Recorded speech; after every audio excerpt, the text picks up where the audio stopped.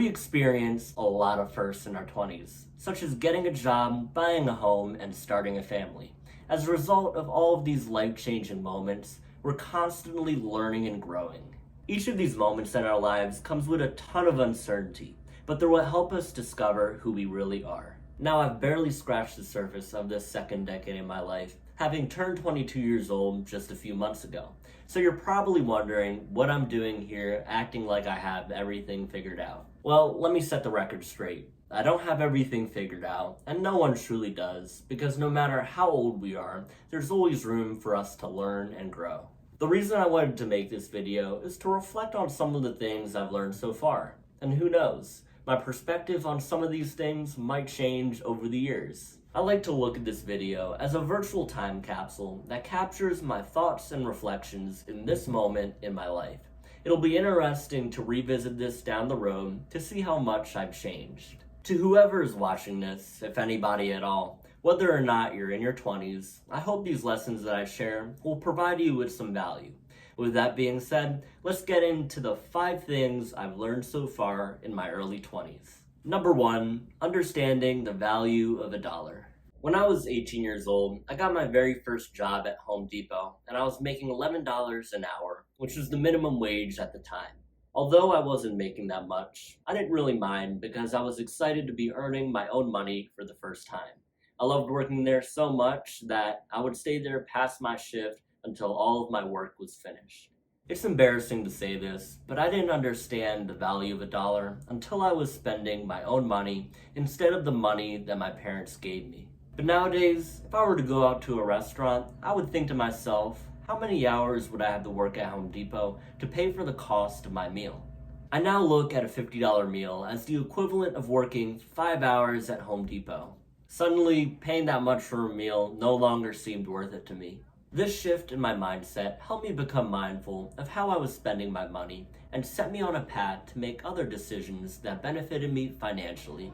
I'm still working at Home Depot to this day because this job holds a lot of sentimental value for me.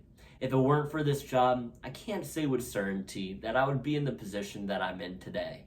Number 2, wealth is built from owning assets. Since I was no longer interested in spending money on things that didn't matter to me, I wanted to find ways to build wealth from the money that I was earning. This is when I started to learn about investing. Rich Dad, Poor Dad was the first book that I read about investing, as it is for many other people who are starting in their wealth building journey.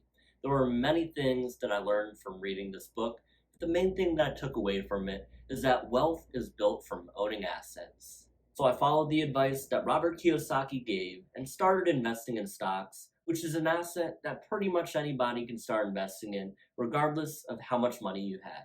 I started by investing around $200 a month in stocks, and now I'm investing around $2,500 a month.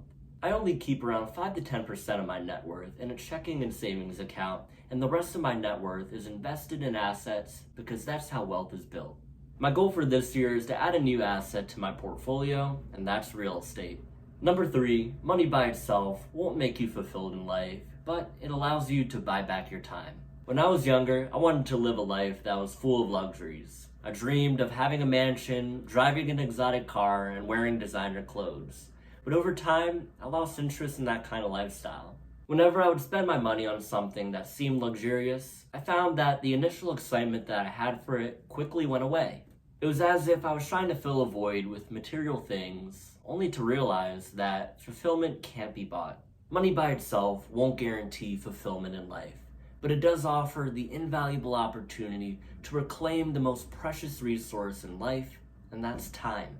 With financial security, you're afforded the freedom to pursue what truly brings you fulfillment, whether it's spending quality time with your loved ones, traveling around the world, or indulging in your hobbies. I learned that by putting the money that I earned to work for me, I could one day become financially independent, meaning that I wouldn't have to worry about relying on a paycheck to sustain my lifestyle.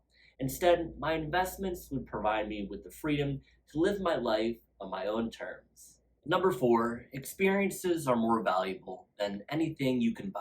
I've been very busy these past couple of years between my job at Home Depot, going to college, and working as a realtor. At one point, I was putting in 80 to 100 hours a week between all of these obligations. and as a result, I barely had any time to spend with my loved ones. Whenever I did get a chance to spend time with them, I was more grateful than ever to be around them. Spending money on materialistic things no longer interests me, but something I'm completely fine with spending money on is creating experiences with my loved ones. With the short amount of time I get to spend with my loved ones, I want to do everything I can to make the most out of it because these are the moments in my life that I want to remember. It also feels great to be able to give back to them for all of the love and support that they've always given me. And number 5, stop comparing yourself to others. With me being a realtor, it's very easy for me to fall into the trap of comparing myself to others. Heck, I still do it every now and then, but I've learned to snap out of that kind of thinking because there's no benefit to me doing that. I've come to understand that I'm not in a race against others. Instead, I'm in a race against myself. Rather than asking, how can I do better than someone else? I now ask, how can I do better than I did last year? As long as I'm doing my best in everything that I do, I shouldn't feel guilty about where I'm at.